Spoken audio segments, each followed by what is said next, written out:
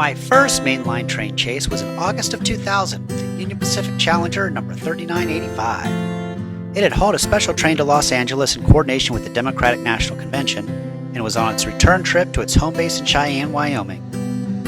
I caught up with the train in the middle of the Mojave Desert at a little town called Kelso, California.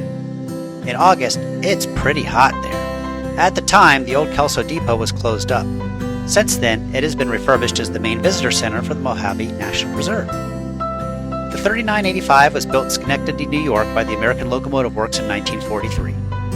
It pulled freight service out of Cheyenne, Wyoming until it was retired in 1957. In 1979, a group of Union Pacific employees and volunteers started working on its restoration, and it was completed in 1981.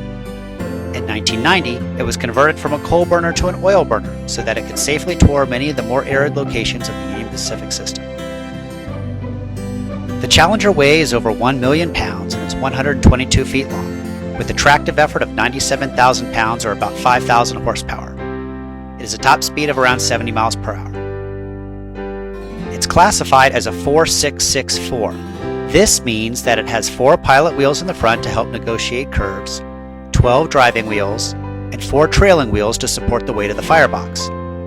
The 12 driving wheels are divided into sets of 6.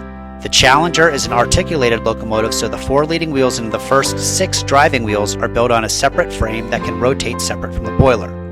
This allows it to negotiate tight curves. Each set of drivers has its own set of pistons, so there are 4 pistons total instead of the usual 2 as found on most other steam locomotives. At the time, the Challenger was the largest steam locomotive in operation in the world. During the service stop in Kelso, I bumped into my boss, who was also out chasing the train.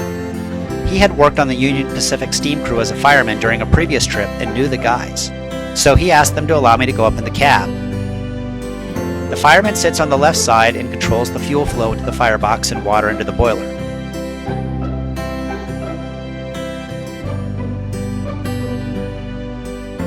The engineer sits on the right side and controls the steam engine, the trailing diesel, and the rest of the train. I chased the train from Kelso to its overnight stop in Las Vegas.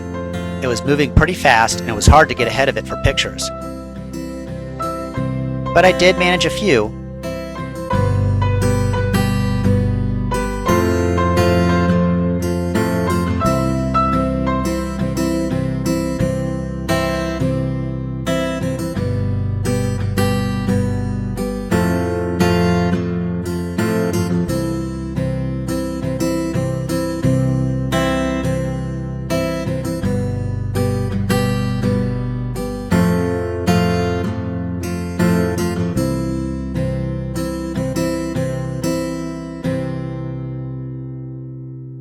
I believe the following day was a layover day in Vegas for the crew, and I got one last picture of the Challenger with the stratosphere in the background.